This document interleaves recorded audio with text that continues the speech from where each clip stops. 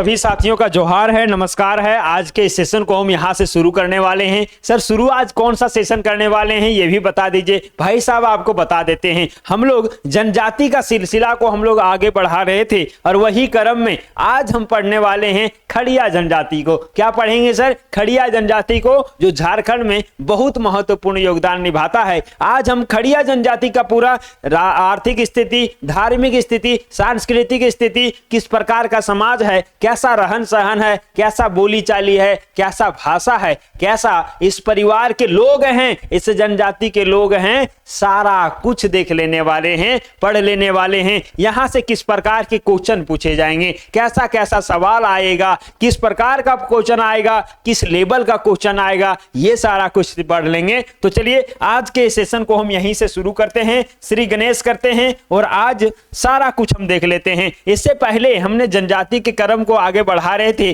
4 जनजाति को हम इससे पहले पढ़ा चुके हैं। कौन कौन सा जनजाति आपने पढ़ा दिया सर? तो आपको पता है कि संथाल जनजाति को हमने बड़े मजेदार तरीके से पढ़ाया है। दूसरा सर उराव जनजाति को हमने पढ़ा दिया है। तीसरा सर खड़िया जनजाति को हमने पढ़ा दिया है। सर अच्छा खड़िया आज पढ़ाएंगे सर, मुंडा जनजाति को पढ़ा दिए हैं। चौथा सर हो जनजाति को पढ़ा दिए हैं और आज 5वां जो है वो हमारा है खड़िया जनजाति और आज इसको भी देखेंगे, मजेदार तरीके से पढ़ लेंगे। कैसा क्वेश्चन रहेगा सब कुछ देखेंगे, यानी कि सामाजिक स्थिति, आर्थिक स्थिति, धार्मिक स्थिति, सांस्कृतिक स्थिति, राजनीतिक स्थिति इसका क्या है, हर एंगल से हम देखने का प्रयास करेंगे। कैसा इसका पृष्ठभूमि रहा है, सब कुछ। चलिए आगाज करते हैं। सबसे पहले आपको एक पॉइंट ध्यान रखना है साथियों कि खड़िया जनजाति के बारे में जब भी हम पढ़ेंगे ना तो इसका मूल स्थान के बारे में पूछा जाता है कि भैया खड़िया जनजाति आखिर यहीं के मूलवासी हैं क्या, इनका यहीं से पहले से ही यहीं रहे हैं क्या,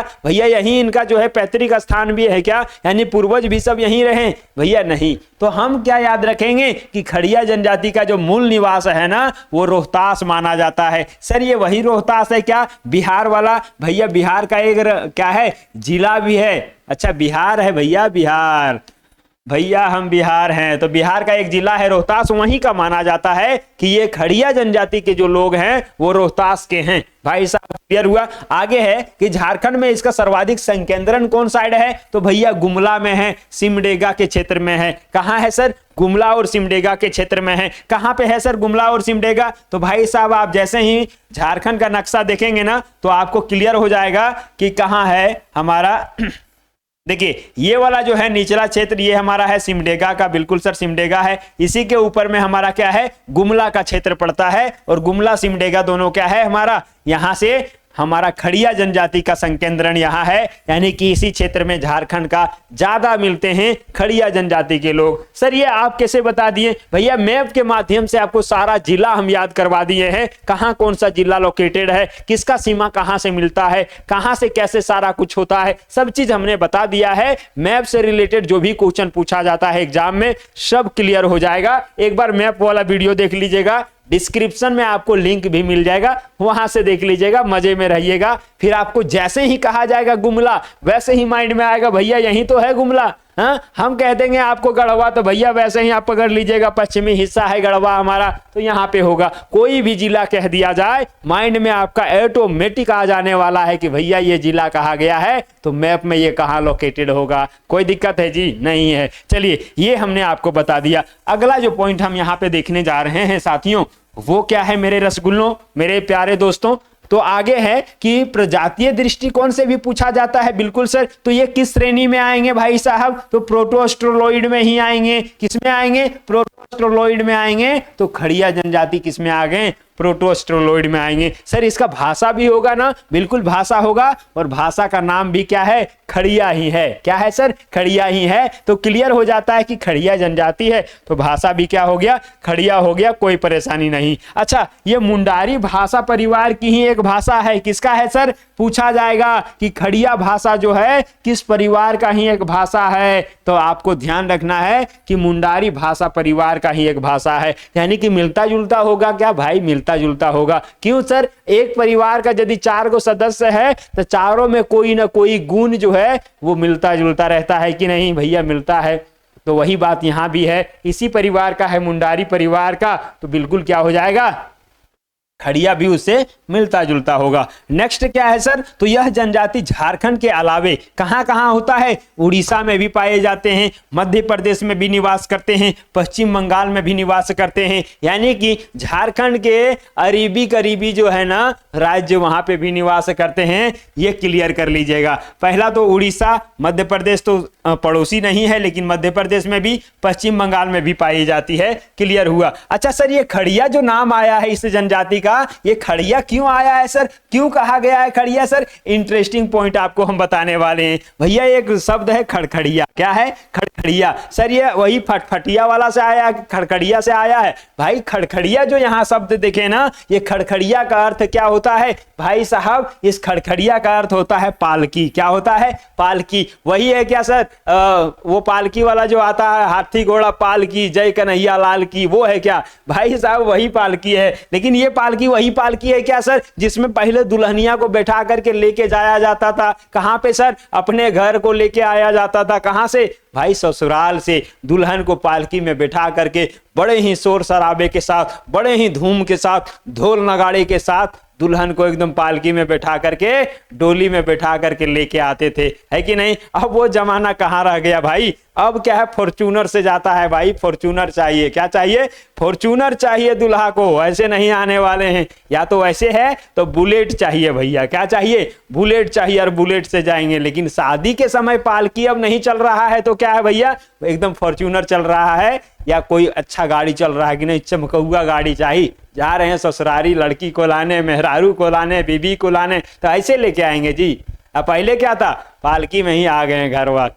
तो यहां से वही पालकी है। यानी खड़खड़िया का मतलब क्या हो गया सर? पालकी हो गया। यानी सीधे से अर्थों में कहें कि वैसे जनजाति जो पालकी को ढोया करते थे। अच्छा, पालकी को ले जाने वाला भी कोई होता था कि नहीं? बिल्कुल सर। पालकी को ढोने वाले जो होते हैं ना, उसी के कारण इस जनजाति का नाम खड़िया पड़ा है। क्या पड़ा है सर? इसका नाम, पालकी को खड़खड़िया कहते थे। और ये सारे जनजाति के लोग ज्यादातर पालकी ढोने का काम करते थे। इसीलिए जनजाति को ही कहा जाने लगा क्या?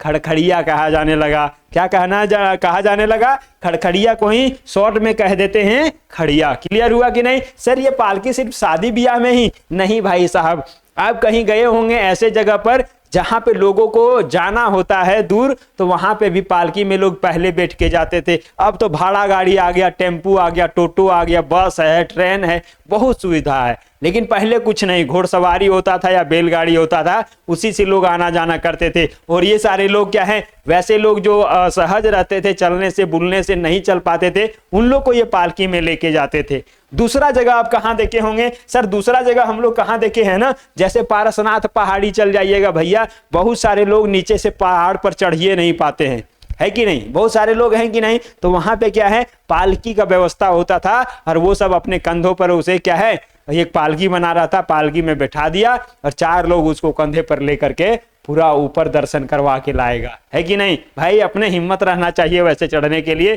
आप कहीं तीर्थ में भी जाइएगा तो वहां पे भी देखे होंगे पालकी वगैरह रहता है। कहीं भी आप चल जाइए जो पहाड़ी एरिया है वहां रहता है। तो वही काम ये सब भी करते हैं। तो खड़िया जनजाति, क्या जानिएगा, इंपॉर्टेंट चीज क्लियर हुआ कि कहां से ये नाम आया है सर? तो खड़खड़िया से आया है। और खड़खड़िया का अर्थ होता है पालकी। तो पालकी को ढोने वाले को ही क्या कहा दिया? खड़िया जनजाति कहा गया है। क्लियर हो गया। अब हम आगे लेकर के चलते हैं आपको, और आगे है भैया सामाजिक दृष्टिकोण से देखेंगे कि खड़िया जनजाति के लोग किस प्रकार से रहते हैं, उनका समाज क्या है। देखिए हमारा क्लियर हो जाएगा। खड़िया जनजाति 3 भाग में विभाजित है। कितने भाग में? 3 भाग में। सर याद कैसे रखेंगे? तो खड़िया भी क्या है, 3 अक्षर से ही बना हुआ है कि नहीं? बिल्कुल सर, खड़िया 3 अक्षर से बना है। तो कितने भाग में विभाजित रहेगा इनका समाज? 3 हिस्सों में विभाजित रहेगा। पहला जो हिस्सा होगा वो पहाड़ी खड़िया कहलाएगा। क्या कहलाएगा सर? पहाड़ी खड़िया कहलाएगा। यानी कि सीधे से अर्थों में कहें कि सर्वाधिक पिछड़ा जो समूह होगा, जो क्या है, बीहड़ प्रदेश में निवास करती है। बीहड़ प्रदेश किसको कहते हैं सर? जो अंतिम छोर में निवास करती है, जहां से न सड़क जुड़ती है न ही और कुछ जुड़ती है, उसी को हम लोग कहते हैं बीहड़ क्षेत्र है। और वहां को हम लोग क्या कहते हैं? सबसे पिछड़ा समूह वही होता है।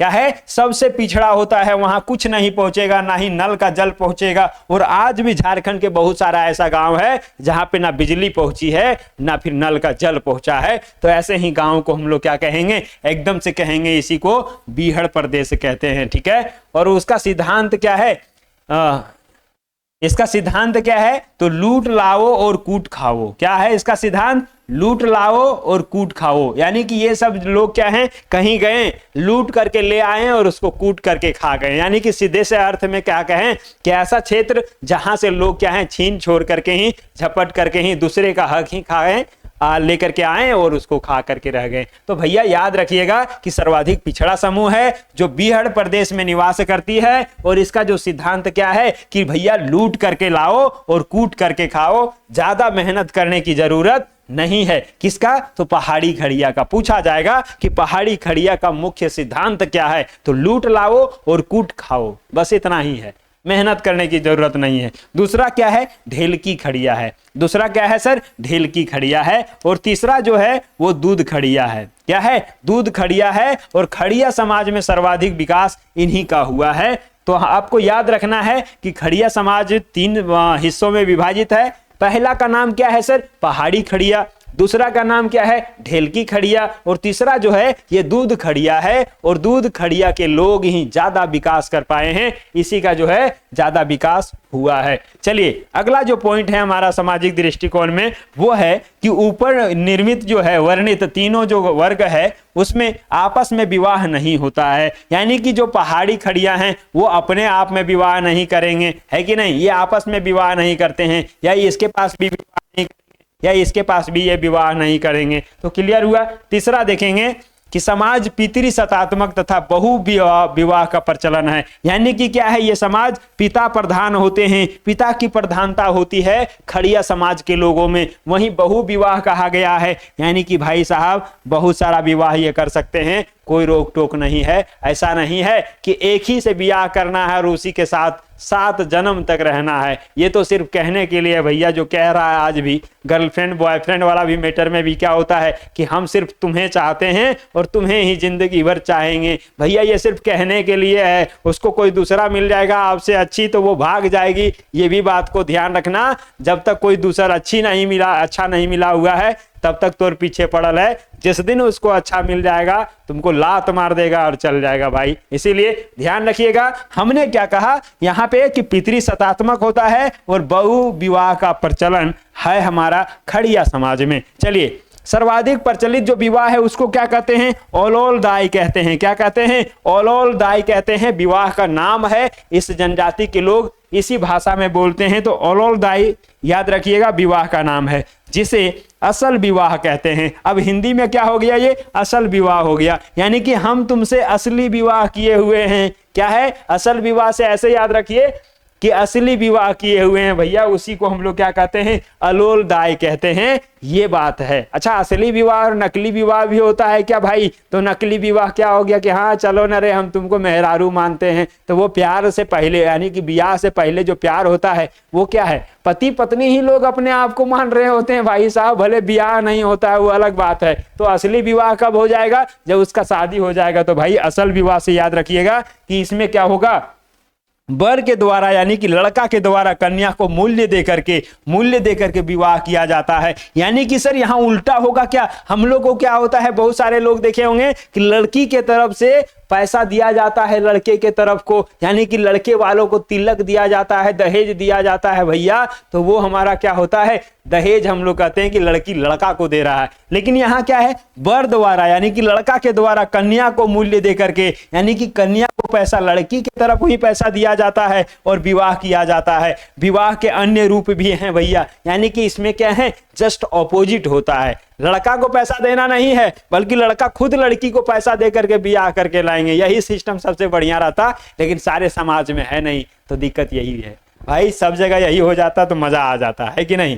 लड़की को पैसा दे करके लाना है, दहेज किसको देना है जी, दहेज देना है लड़की को, ये नहीं कि लड़का को ही दहेज देना है भाई साहब। चलिए क्या है, उधरा उधरी, उधरा उधरी जो ये भी एक विवाह का भी नाम है, क्या है जी, उधरा उधारी। अच्छा ऐसा है, उधरा उधारी। और उधरा उधारी में हम लोग क्या देखेंगे, सत्र पलायन विवाह होता है। क्या होता है, सत्र पलायन विवाह होता है, यानी कि पहले से प्लान बना लिया रहता है कि हम लोग को पलायन करना है। पलायन करना है यानी भाग जाना है। क्या करना है सर, भाग जाना है भैया। और वही है उधरा उधारी हो गया। क्या हो गया, पहले से ही प्लान है, ऑलरेडी प्लान रहता है कि अरे हम लोग को अपने आप में ब्याह कर लेना है, हम लोग एक दूसरे से ब्याह कर लेंगे। भाई दुनिया वाला बोलते रह जाएगा, कुछ भी करते रह जाएगा, हम लोग को कोई अलग नहीं करा पाएगा।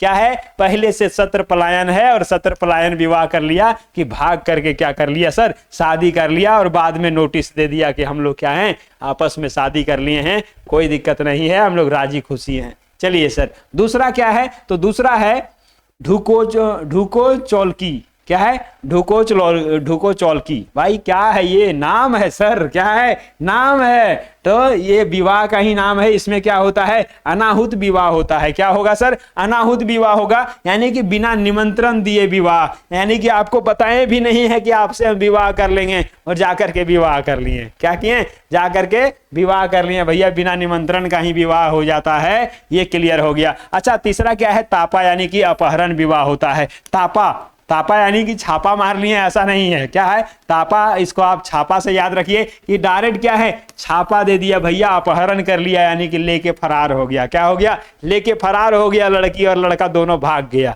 या लड़की नहीं भी राजी है तो उसको क्या है, लिया, आज तो बुलेट में बैठाता है, लेके भाग गया और जाकर के पटना के हनुमान मंदिर में ब्याह कर लिया। कहाँ किया, पटना के हनुमान मंदिर में ब्याह कर लिया। अब बोला भैया चलो ठीक है, हम लोग राजी खुशी हैं। तो अपहरण करके ले जाना, लड़की क्या है, नाबालिग भी हो सकती है, तो ये अपहरण वही होता है। तो तापा यानी कि तापा विवाह उसी को कहते हैं जब लड़की को अपहरण करके ले जा करके ब्याह कर लिया जाता है, वही हमारा तापा विवाह होता है। अच्छा सर आगे क्या है, तो राजी खुशी विवाह है।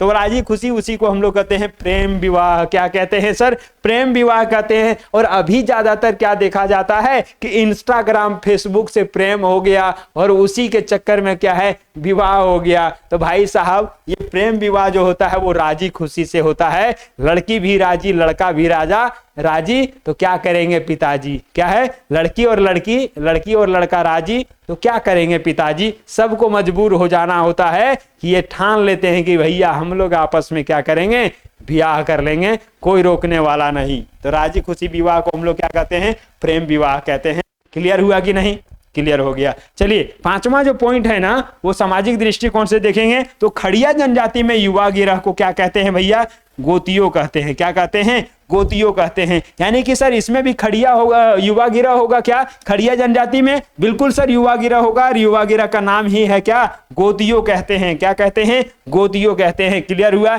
इसके प्रमुख गोत्रों में क्या है, गोत्र जो इसका प्रमुख है उसमें कीरो हैं, फिर क्या है, नीलंगू हैं, फिर टोपनो है, फिर टोपो है, और क्या है, डुगडुग हैं, और फिर मूरू हैं, और फिर भुइयां हैं। तो ये सब जो नाम आप सुने होंगे ये इसका प्रमुख गोत्र है। क्या है, प्रमुख गोत्र हैं, खड़िया जनजाति के ही गोत्र हैं। आपको कहीं ना कहीं देखने को मिल जाएंगे, या तो टोपनो अपने नाम के लास्ट में लगाते हैं, बिल्कुल सर, ये टोपो भी लगाते हैं, डुगडुग भी लगाते हैं, मूरू भी लगाते हैं, और भुइयां भी लगाते हैं। ये सभी क्या है, खड़िया जनजाति से ही बिलोंग करते हैं। बड़ा दिलदार होते हैं, बड़ा साफ दिल के होते हैं, बहुत मस्त होते हैं। इन लोग से मिलिएगा तो मजा आ जाएगा। चलिए सर आगे हम लेकर के चलते हैं। राजनीतिक दृष्टिकोण से यदि हम देखें खड़िया जनजाति को तो क्या है, आप समझने का कोशिश करिए। पहला क्या है, इनकी प्रशासनिक व्यवस्था जो होता है उसको ढोकलो सोहोर कहते हैं। क्या कहते हैं, ढोकलो सोहोर कहते हैं। किसको सर, खड़िया जनजाति की प्रशासनिक व्यवस्था जो है उसी को हम लोग कहते हैं ढोकलो सोहोर। क्या कह दिए, ढोकलो सोहोर कह दिए। कितना मस्त नाम है सर, ढोकलो सोहोर, है कि नहीं। तो किसका प्रशासनिक व्यवस्था है, प्रशासन करने की जो व्यवस्था है वो खड़िया जनजाति की है। क्लियर कर लीजिएगा। अगला सर दूसरा क्या है, तो ग्राम पंचायत का प्रमुख होंगे कि नहीं, जो गांव के प्रमुख होते हैं उसी को हम लोग महतो कहते हैं। क्या कहेंगे, महतो कहते हैं भैया। गांव के प्रमुख को महतो कह दिए, चलिए कोई दिक्कत है, महतो कहलाता है। और जिसका एक सहयोगी भी होता है, क्या होता है सर, सहयोगी भी होता है। और सहयोगी को क्या कहते हैं, करताहा कहते हैं। क्या कहते हैं, करताहा। अरे वो करताहा नहीं, अब आदमी करताहा समझ लिया होगा कि आदमी कोई मर जाता है ना तो उसका सारा कार्यक्रम करने वाला 1 से 13 तक उसको करताहा कहता है लोग। लेकिन भाई साहब उसी से भी यदि रिलेट करिएगा तो रिलेट कर सकते हैं कि जो गांव का प्रमुख है महतो, उसको सहयोग करने वाला को करताहा कहते हैं। यहां टाहा को याद रखिएगा कि ये करताहा है। भैया किसको कहेंगे, गांव के प्रमुख को सहयोग करने वाला। अच्छा वहां भी क्या होता है, जो हम लोग करताहा कह देते हैं वैसे गांव के बोलचाल में कि श्राद्ध वगैरह कार्यक्रम में, तो वो भी तो सहयोगी ही होता है ना, सारा करने वाला, काम करने वाला। तो यहां भी क्या है, महतो का सारा काम करने वाला कौन होगा, करताहा। और जो काम कर रहा है सब उसी को तो कर्ता कहते हैं। हिंदी में भी हम लोग क्या करते हैं, कर्ता, यानी कि करने वाला। तो भैया यहाँ भी सहयोग करने वाला को हम लोग करताहा, ऐसे आप रिलेट करके याद कर लीजिएगा, बाकी कोई बात नहीं है, बुरा मत मानिएगा भाई। चलिए तीसरा क्या है, हम कहते हैं कि इसका जातीय जो पंचायत है, जातीय पंचायत, उसी को कहते हैं धीरा। क्या कहते हैं, क्या है सर, धीरा। एवं जातीय पंचायत का जो प्रमुख होगा वो बदिया होगा। क्या है, जातीय पंचायत है, जातीय पंचायत को धीरा कहते हैं। और जातीय पंचायत का जो प्रमुख होगा वो क्या होगा, बंदिया होगा। क्या होगा, बंदिया कहलाता है। यानी कि जातीय पंचायत माने उस जाति के लोग जो होंगे वो पंचायत को धीरा कहते हैं। अपने आप में क्या कहेंगे, पंचायत के लोग पंचायत को धीरा कहेंगे और उसका जो प्रमुख होंगे उसको बंदिया कहते हैं। क्लियर हुआ। चलिए चौथा है, झारखंड में सर्वाधिक जो है ईसाईकरण इसी जनजाति का हुआ है। ईसाईकरण कहने का अर्थ क्या है सर, अभी आप देखे होंगे कि बहुत सारा जो है ना धर्मांतरण हो रहा है। क्या हो रहा है सर, धर्मांतरण हो रहा है। धर्मांतरण में क्या हो रहा है सर, तो सबसे ज्यादा जो देखने को मिल रहा है कि जितने भी ज्यादातर जनजातीय लोग हैं वो अपने धर्म को चेंज कर ले रहे हैं। अपना शरणा धर्म या हिंदू धर्म को मानने वाले भी जितने भी लोग हैं जनजाति वगैरह में, वो अपना धर्म को चेंज करके ईसाईयत बन रहे हैं, यानी कि ईसाई बन जा रहे हैं। ईसाईकरण में अपना क्या कर रहे हैं, परिवर्तन करा ले रहे हैं। तो भैया ईसाईकरण में सबसे जो ज्यादा नाम है, सर्वाधिक नाम है, वो किसका है, इसी जनजाति का है। यानी कि खड़िया जनजाति के लोग अभी देखेंगे तो सबसे ज्यादा क्या कर रहे हैं, ईसाई धर्म को अपनाने लगे हैं। ये चीजें आप याद रखिएगा, पॉइंट बहुत अच्छा है भाई साहब। अपना भी धर्म, अपना भी संस्कृति किसी से कम नहीं होता है। यदि आप अच्छे तरीके से देखें, अच्छे नजरिए से देखें, तो धर्मांतरण सबसे खराब चीज होता है कि आप अपने सभ्यता और संस्कृति को त्याग दिए, आपको अच्छा ही नहीं लगा और आप किसी दूसरे के सभ्यता और संस्कृति को अपनाने लगे। अरे यही तो होता है गुलामी, होता है कि नहीं। अरे अंग्रेज आ गया, हाँ अंग्रेज के सारे बातों को हम लोग मानने लगे, उसी को हम लोग फॉलो करने लगे, यही तो गुलामी हुआ। हम अपना जो आजादी था, हमारा जो सभ्यता था, संस्कृति था, भूल गए, बोलने चलने भी भूल गए, अंग्रेजी बोलने लगे, तो भैया वही गुलामी होता है। तो हमारा अपना जो शरणा संस्कृति है वो भी कम नहीं है, तो उसको छोड़ करके सर्वाधिक जो है ना अभी ईसाईकरण इसी जनजाति के लोगों में हो रहा है, खड़िया में हो रहा है। क्लियर हुआ। चलिए आगे, सांस्कृतिक दृष्टिकोण से यदि हम देखें कि इसका संस्कृति किस प्रकार का है, तो आप यहां से क्लियर कर पाएंगे। क्या है, क्लियर करेंगे सर, तो आप यहां से थोड़ा सा ध्यान देंगे तो क्लियर हो जाएगा सर। खड़िया जनजाति का सबसे प्रमुख पर्व कौन सा है, तो बा है।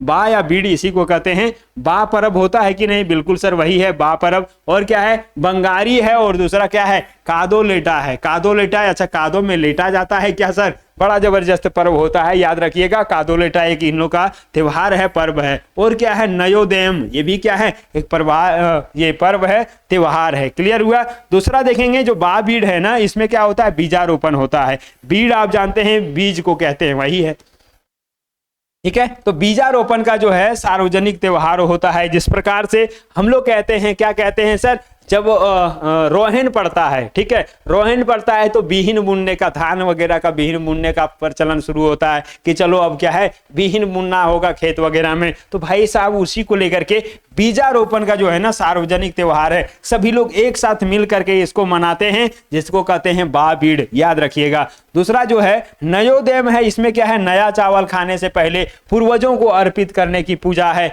यानी कि हमने क्या देखा सर, हमने ये देखा कि सर बा बीड़ में क्या करते हैं, धान वगैरह लगाने से पहले उसका पूजा करते हैं कि नहीं, करते हैं सर। दूसरा हमने क्या देखा, जब फसल की कटाई हो गया और नए फसल को हम लोग क्या करते हैं, खाना शुरू करते हैं, उससे पहले अपने जो पूर्वज होते हैं उसको चढ़ाना होता है, उसकी पूजा होता है, जिसको कहते हैं नयोदेम। नयो से याद रखिएगा, नयो से नया, क्या याद रखिएगा सर, नयो से याद रखिएगा नया, यानी कि नया फसल जब खाने शुरू कर देते हैं ना, नया चावल खाना शुरू कर देते हैं, चावलवा कुटा लिए उसके बाद खाना शुरू करेंगे, उससे पहले क्या होता है, एक होता है चढ़ाने का, पूर्वज को अर्पित करना होता है, उसी को कहते हैं नयोदेम। और आगे देखेंगे तो क्या है, फागु।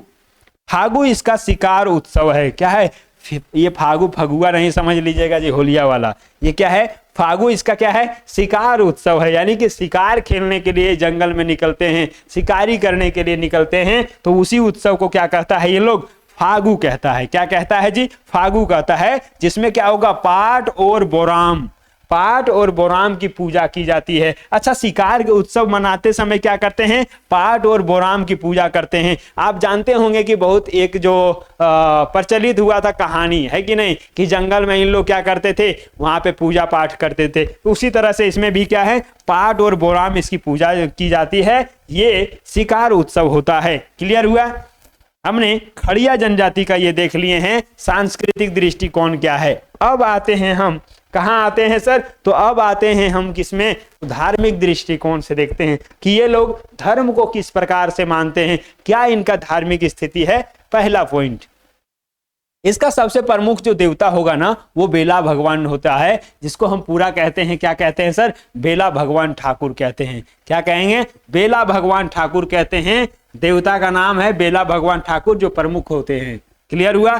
जो सूर्य देवता का ही क्या है, प्रतिरूप है, यानी कि सूर्य का देवता को ही ज्यादा मानते हैं, लेकिन वो अपने नाम से क्या कहते हैं, बेला भगवान ठाकुर कहते हैं, प्रमुख देवता। क्लियर हुआ। और भी प्रमुख अन्य देवता भी होते हैं जो अलग अलग सेक्टर के होते हैं। पहला क्या है, पहाड़ देवता जो होते हैं उसको कहते हैं पारदुबो। क्या कहते हैं, पारदुबो कहते हैं। यहां से पार से पहाड़ याद रखिएगा और रिलेट कर लीजिएगा, पारदुबो यानी कि पहाड़ का देवता। क्या होगा जी, पहाड़ का देवता। दूसरा क्या है सर, तो बोराम या सरना, क्या है, वन का देवता को ही हम क्या कहते हैं, बोराम कहते हैं या सरना कहते हैं, कोई दिक्कत नहीं हो गया। चलिए, बोराम से आराम याद रखिएगा, बोराम यानी कि आराम। आराम कहाँ मिलता है, आप जंगल चले जाइए, वहां का शुद्ध हवा, शुद्ध एकदम वातावरण मिलेगा, छाया भी मिलेगा, रिलैक्स लगेगा भैया, आराम लगेगा। ठीक है, शरणा उसी शरण में, किसके शरण में, जंगल के शरण में। चलिए, देवी जो होते हैं उसी को गुमी कहते हैं, गुमी कहते हैं,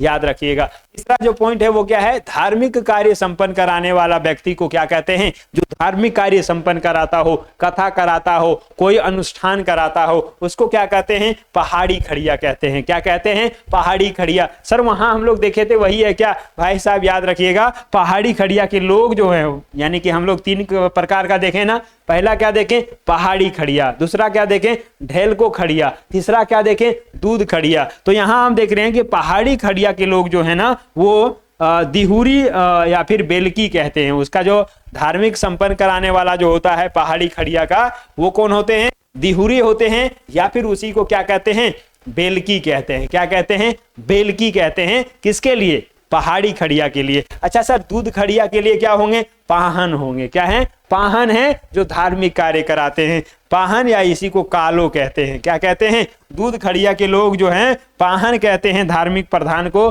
जो धार्मिक कार्य कराते हैं पाहन कहेंगे या फिर कालो कहेंगे। और इसी में पहाड़ी खड़िया के लोग क्या कहेंगे, दिहुरी कहेंगे या फिर बेलकी कहेंगे। तो ये डिपेंड करता है कि क्या है वो अपने आप में मानते हैं। तो बिल्कुल ये क्लियर हो गया होगा। हमने सारा चीज यहां से देख लिया है कि किस प्रकार से क्या चीजें हैं, क्या उनका धार्मिक स्थिति है, क्या धार्मिक दृष्टिकोण से किस प्रकार के हैं, सामाजिक दृष्टिकोण से किस प्रकार के हैं, आर्थिक दृष्टिकोण किस प्रकार का है, राजनीतिक दृष्टिकोण खड़िया जनजाति का किस प्रकार का है। ये सारा चीज हमने क्या कर लिया सर, क्लियर कर लिया है। क्लियर हुआ कि नहीं, बिल्कुल सारा चीज क्लियर हो गया होगा। और यहां से रिलेटेड जो भी क्वेश्चन पूछा जाता है वो सारा कुछ अब आप बना पाएंगे, आसानी से बना पाएंगे, कोई दिक्कत नहीं होने वाला है, कोई समस्या नहीं होने वाला है। तो आज के इस कड़ी को हम यहीं पे समाप्त करते हैं। आपको हम बता दें कि यदि आप झारखंड दरोगा का तैयारी कर रहे हैं, झारखंड दरोगा का तैयारी कर रहे हैं और आप अपने तैयारी को बेहतर से बेहतरीन बनाना चाहते हैं भैया, बेहतर से बेहतरीन बनाना चाहते हैं, तो हमारा जो प्रमुख सेशन है उससे जुड़ना होगा। और उसका नाम है भैया, एक ऐप है मेरा, मिशन मंजिल नाम से है। क्या है सर, मिशन मंजिल ऐप है जिसको आप प्ले स्टोर से चाहें तो जा करके इंस्टॉल कर सकते हैं। यहाँ आपको क्या मिलेगा, तो झारखंड का पूरा तैयारी आपको हम करा देंगे। क्या करेंगे सर, पूरा झारखंड जीके को कंप्लीट करा देंगे। इसके साथ साथ जो भाषा का सेक्शन है, भाषा का लैंग्वेज का, उसमें भी हमने बहुत सारा चीज क्लियर करा देंगे, जिसमें सबसे प्रमुख खोरठा जो हम आपको पढ़ा देंगे, बड़े ही मजेदार तरीके से हंसते हुए गुनगुनाते हुए आपको लेकर के चलेंगे और सारा कुछ आप पढ़ भी जाएंगे। तो भैया आज के सेशन को हम यहीं पे समाप्त करते हैं, एंड करते हैं। ये सेशन आपको कैसा लगा कमेंट बॉक्स में जरूर बताइएगा। अच्छा लगा होगा तो लाइक और सब्सक्राइब करके अपने दोस्तवा और दोस्तिनिया को भेज भी दीजिएगा, एक भेंट के रूप में, एक तोहफा के रूप में, एक गिफ्ट के रूप में कि लो ये सेशन पढ़ लो, सारा चीज क्लियर हो जाएगा, एक नंबर हो जाएगा और सब कुछ आसान लगने लगेगा। तो चलिए हम आपसे लेते हैं इजाजत, मिलते हैं किसी अगले वीडियो में। तब तक के लिए जय जोहार, जय झारखंड, जय हिंद।